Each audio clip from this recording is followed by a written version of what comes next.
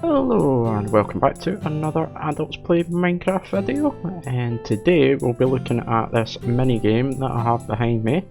So a quick overview of what we're doing and how it works before we get started.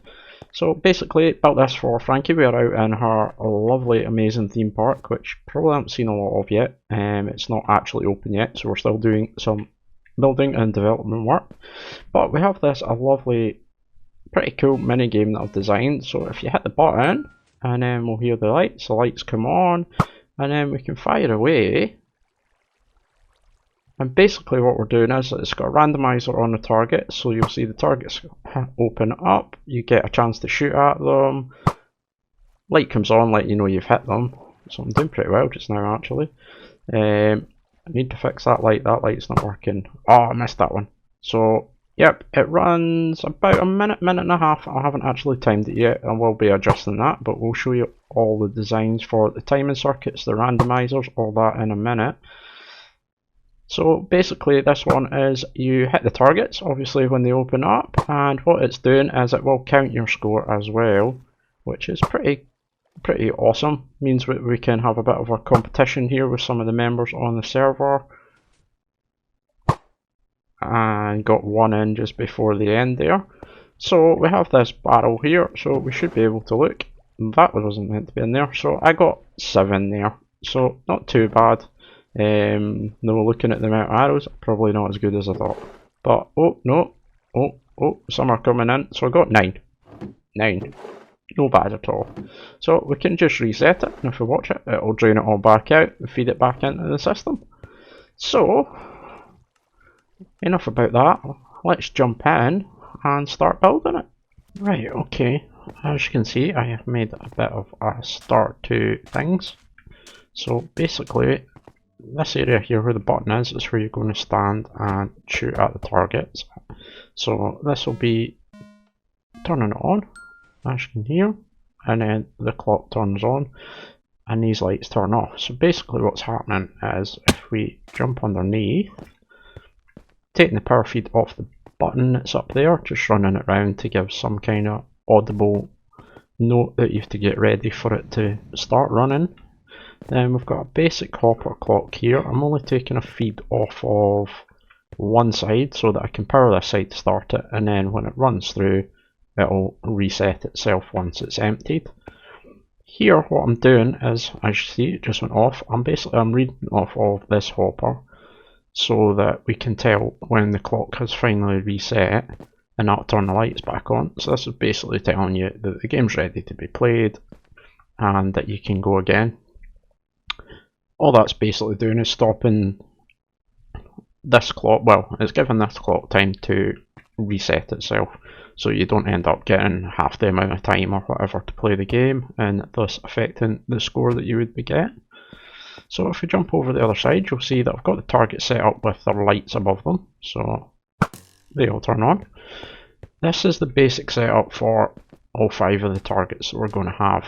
So if you look at it from the side, you've got your target block in the middle. I've got the light just, oops, don't tap it with that. I've got the light on top just so you get a visible notification that you've hit the target, because obviously once these trap doors are going, you're probably not going to know if you've hit it or not. We've got a note block on the back, again just gives you another notification that you've hit this block.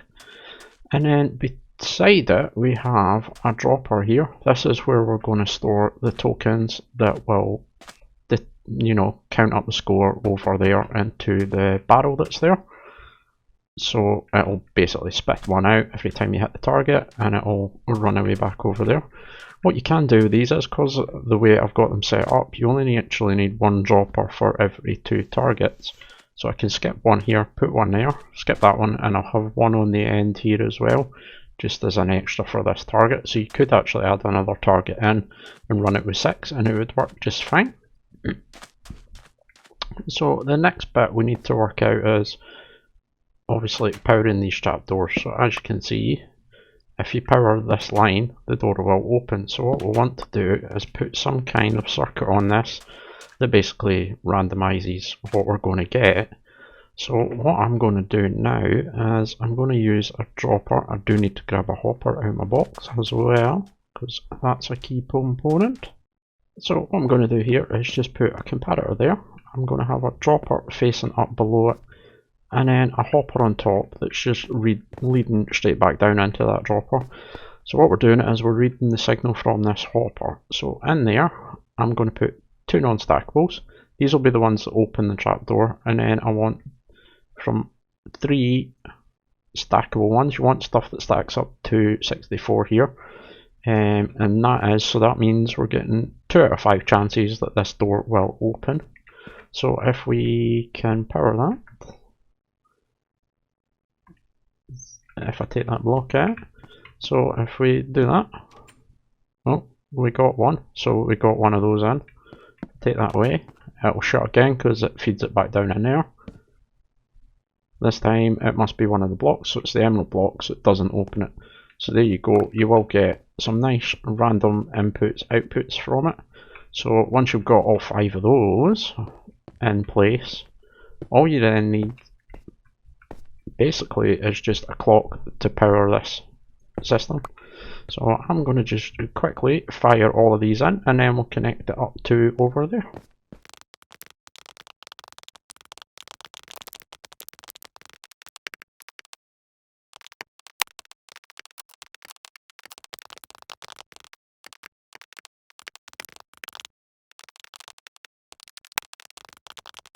Right, so we have all the randomizers in, so now all we need to do is make sure, whoops, that we're getting them all powered up. So I'm just going to run, I don't want that, run some repeaters in here on 1 tick.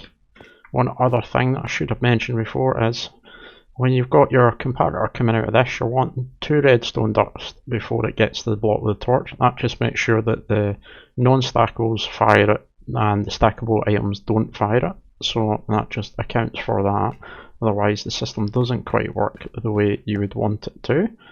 So now all I need to do is just hook up all of these together.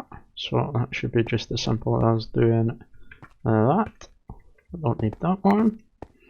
And then I'm just going to build a little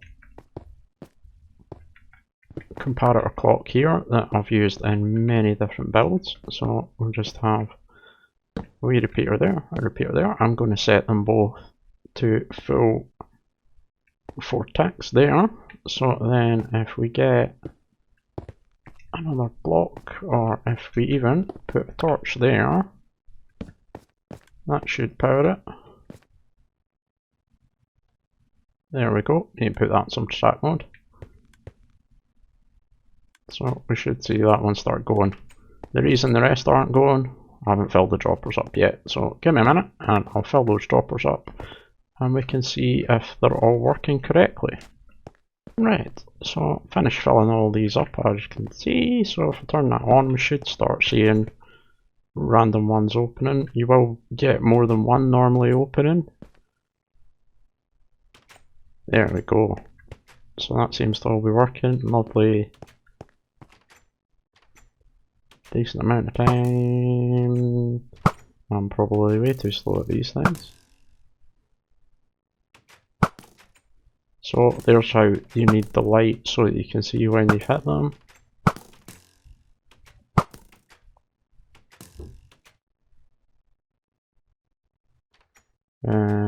Come on. There we go.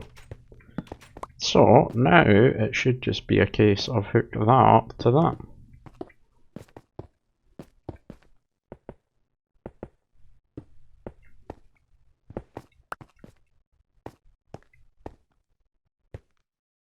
Stick a repeater in just so the signal makes its way, and that should be us all done and dusted. So now when we hit this button, we'll get our notifications. That turns on, turns the clock on, and there we go, game is running.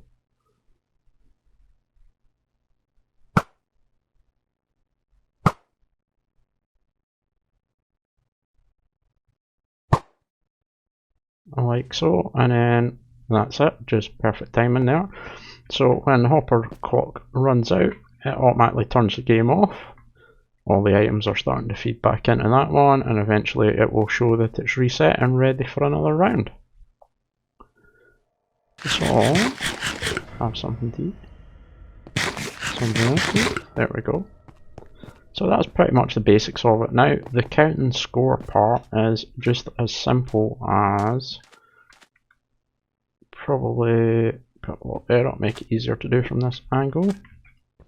I'm going to fire these straight down the way just to make life easier. It doesn't need to be straight down, you can do it to the back as well. Just depends on how you want to do it. And I'm going to put hopper just on the back. So the hoppers are there so that we can then empty the chest that's over there and refill them all again. And I'm going to have them shooting out here and running a water stream probably down there somewhere across up into the chest, and then the same, well, in reverse, higher up water stream, just feeding them all back in. I do realise that I've not put in the note blocks as well, so I'll stick them in.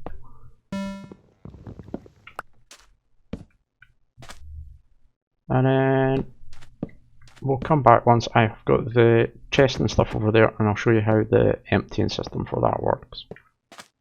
Okay, so we are back. As you can see, done a bit of work, put the grass playing area and some walls and stuff in. I haven't really done too much. Mainly wanted to get the grass in and the dirt in just to let the grass grow. As you can see, ooh, hello. What are you selling? What are you selling? Nothing really that I need. So, yep. So, got the barrel in for catching it. I've actually hidden water streams behind these just to feed it in. As you can see, I've not decided what I'm doing there, whether I want another trapdoor or whatever. But behind this, if I try and not fall in the hole, we have got the unloading system for this. So when your score tokens come in, I've also got the water streams, I'll show you those in a minute, come in and they go into the barrel. I have this redstone block which is locking this hopper. So that means that when we put stuff in there, it doesn't go anywhere at all. You know what, we'll just leave them in there. But to reset it, what you would do is the player would push this button. As you can see, piston fires and moves it across. Where then, as it's emptying, we should see it start to flow into there. What it will do is it will empty down into the hoppers now. As you can see, it'll be, yep, there we go. So, all I'm doing is basically reading the signal off that hopper. So when there's an item in that hopper, it sends power around to the back of the piston and basically just keeps the piston extended, thus unlocking the hopper and letting it all drop out. Then all I'm doing is basically firing it into a little dropper there into the water stream that then goes back up and up into the top. Dropper's pretty kind of simple little thing. Got dropper there, comparator reading if there's anything in it, and then just round. I'm using a couple of observers. There's one there, and there's one under here as well. And that's just to help fire it. So you've got the clock running there, and then the observers firing the dropper like so. And that just empties it all back out again. If we might make that, yeah. I love having double jump on. Just going to grab those carpets before they interfere with the game. So I've filled everything up. So the hoppers are full and the droppers are full here just with the iron nuggets. That's how we're going to count the scores.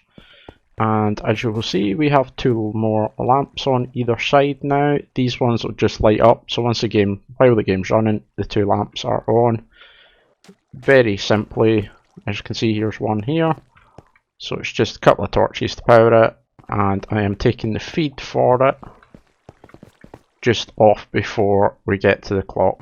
So if we turn it on here, that's just my wee test switch to avoid having the counter running.